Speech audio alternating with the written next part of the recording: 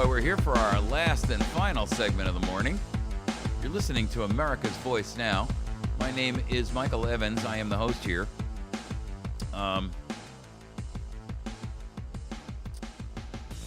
We are looking at some pretty rugged scenarios, folks, in our foreign policy. And it's not just limited to the Middle East anymore, or, some argument we're having with, one of the Middle Eastern countries, or, Africa, Northern or Southern Africa. The world has heated up. And I got to tell you why. The real reason that the world is heated up so extensively is because not only are we in America coming to the realization and the awareness and the awakening that we are under an onslaught of tyranny from our own government, but many, many, many individuals around the world are experiencing the same thing in their nations, and they're rising up over it. When you look at France as an example, it's a socialist nation. They've got this massive, unbelievable tax burden. Greece, same thing, where everyone values their leisure time in a way that Americans don't even comprehend or understand. I mean, in Greece, you retire at 50, you get a full government pension.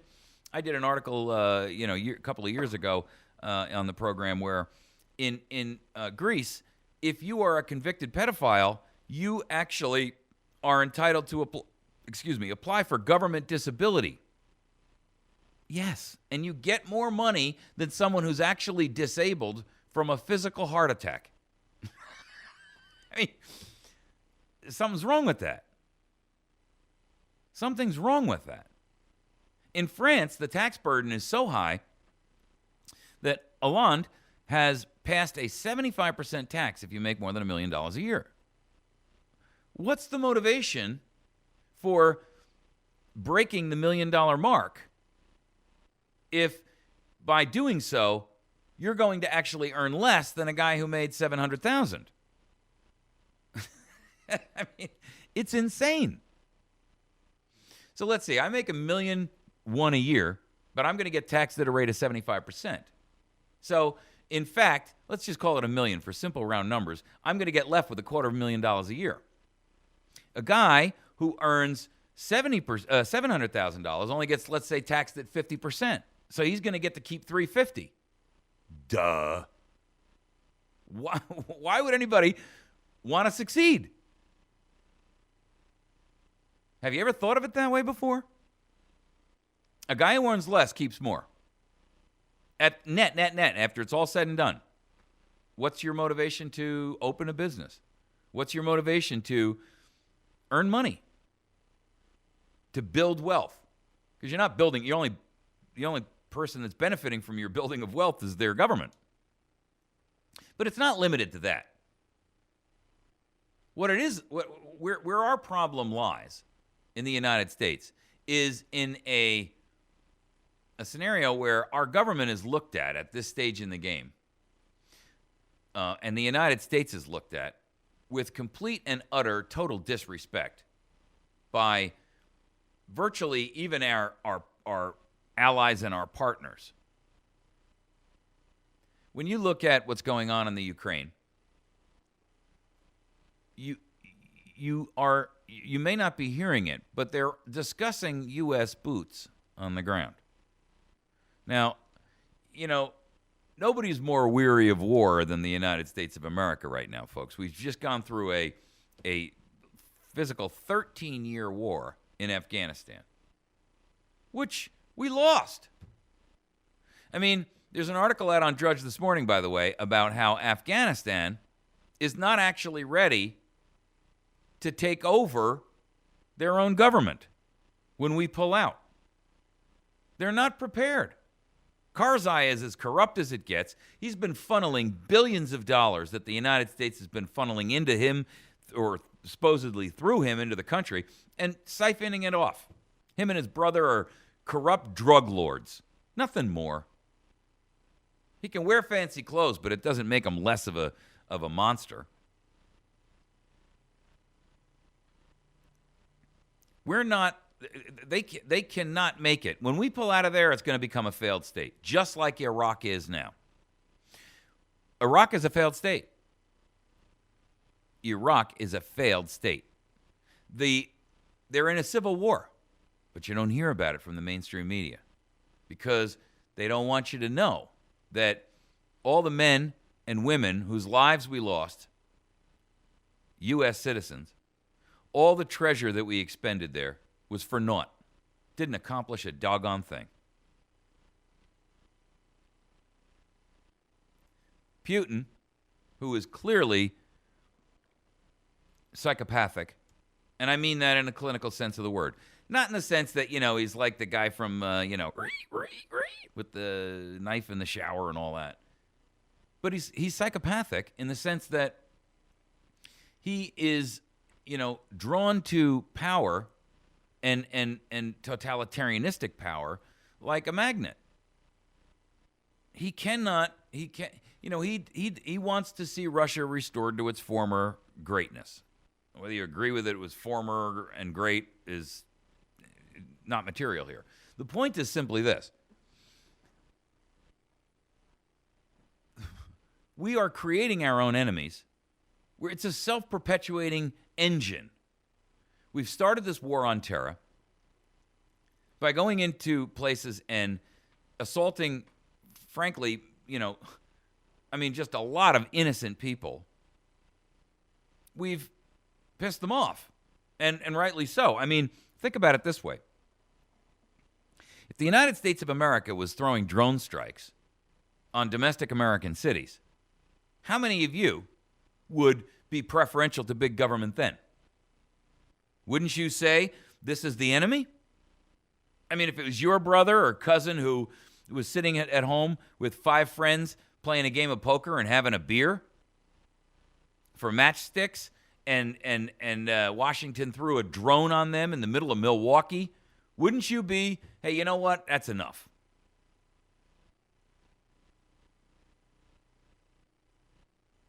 That is the position that we have placed ourselves in as a nation, where we have perpetuated our own enemy. The enemy, the boogeyman that we're all taught to fear, is being bred and perpetuated by us. Now, not by you and me, but by these people in government who have to keep the war machine alive to keep the money wheels moving. Meanwhile, we're spending so much time and money and effort and energy monitoring and building up to go to war against our own nation. It's inconceivable to me. It's no wonder that Putin is laughing at us. He's sitting here saying, this country, they go out there and they pitch to the world. They put on this facade like a Western, in a cheap Western town where you've got this magnificent, glorious front on the building, so that it looks magnificent from the street. You're looking at it, you're like, wow, look at this. But then, you walk around the side, and there's nothing in the back of it but a tent attached to it, a canvas tent. That's what our republic has become.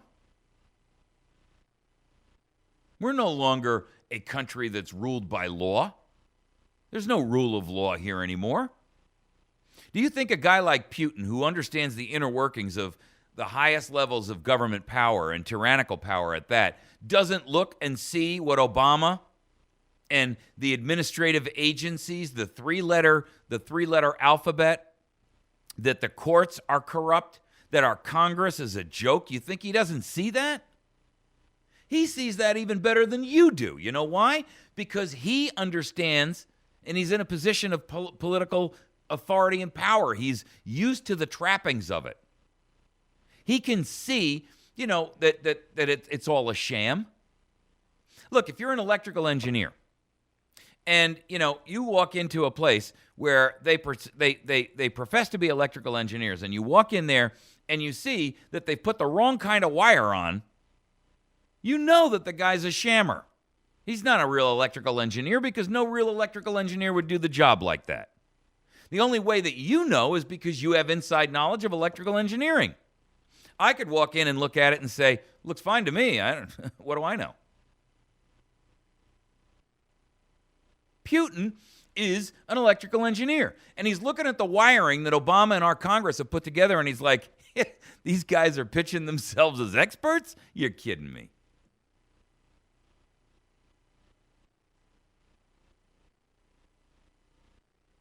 They're doing the same thing they're accusing me of. They're forcing big government, this massive Orwellian titan, to be the beginning and end all of every aspect of life, cradle to grave. That's their goal. They're following the planks that my ancestors, other Russians, laid down and put together to make communism a reality. They've instituted universal health care. They've instituted government-sponsored education. They've put in place a progressive tax rate. They monitor and surveil their own citizens. I mean, folks, that's the equivalent of making a pot of stew and putting in meat and potatoes and carrots and water, right? You've got all the makings of a stew. All the ingredients are there.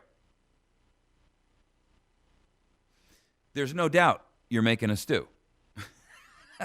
There's no doubt in Vladimir Putin's mind that America is making the stew of tyranny because he gets it. He understands it. He knows exactly what ingredients you should use because he's been making stew all his life.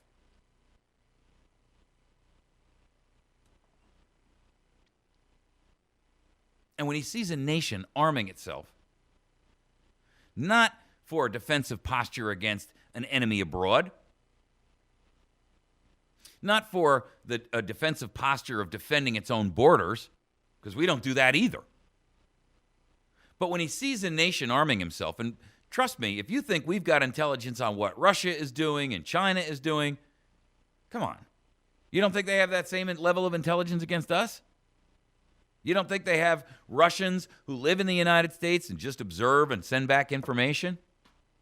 Because we have this open society, they don't even have to look. They don't even have to be investigative journalists. Folks, you have to realize what is happening around us. Our government has put together all the ingredients and put it into a pot. And all of those ingredients can only make one thing, a stew. And it's the stew of tyranny.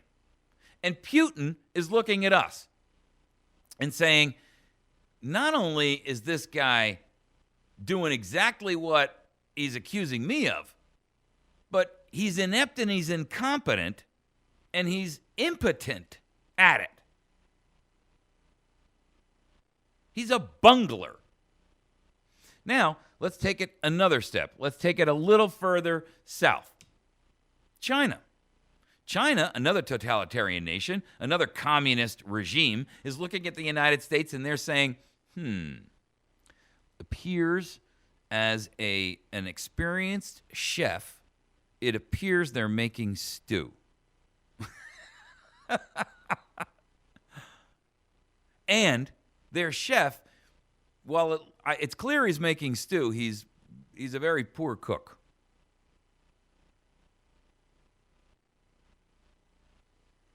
There's weakness there. And in the battle for the chefs, we think we can whoop them. You see, Putin and Russia and China look at us like a resource waiting to be tapped. And I'm going to tell you when that's going to happen.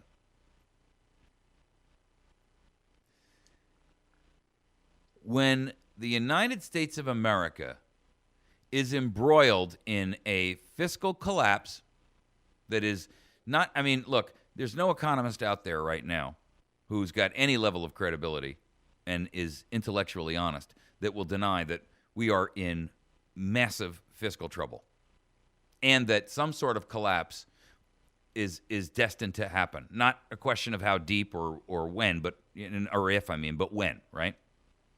No one.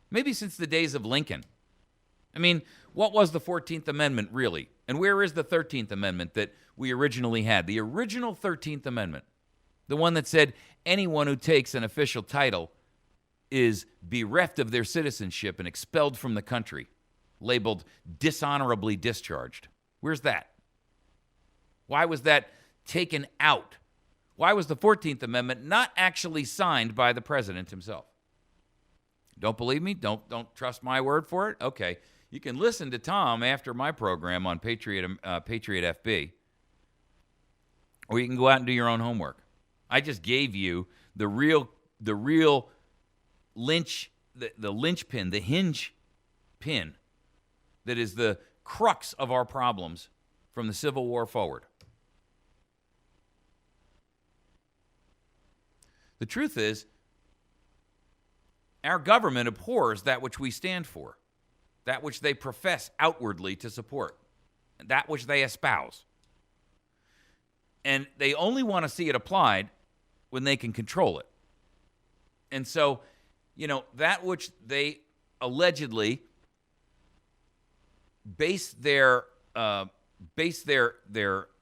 elections on is that which, the moment that they're elected, they are scheming, conniving, and figuring out a way to circumvent. Doesn't take them long once they get into office. A lot of the Tea Party folks who were elected back in 2010 have, for all intents and purposes, just become Republicans again. They separated from the Republican Party because they were sick of it. Then they were brought back into the fold because, well, it was just coercion and convenience. They don't represent their constituencies on Capitol Hill.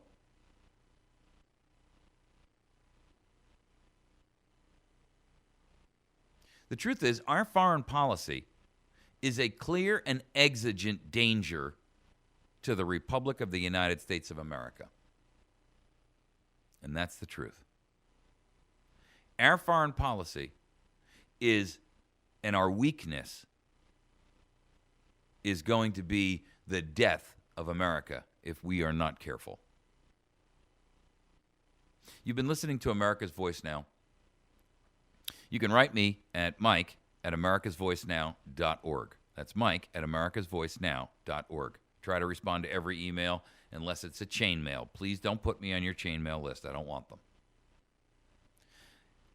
If you can support us in any way, we have a a PayPal link on our Facebook page. Please help us if you can. We are this is self-funded by me and those few people who actually do donate. And for that, I am forever grateful to those of you who know who you are. But you can help out. You can make a PayPal donation, or you can mail us a quick payment if you want to use money order or a check, and you can send that to America's Voice Now at P.O. Box 1195, West Plains, Missouri 65775. You can also find us on our listen line, where you can listen toll-free, or not toll-free, but you can listen 24 hours a day, 7 days a week at 415-325-0725. You all have a great day. We'll see you tomorrow.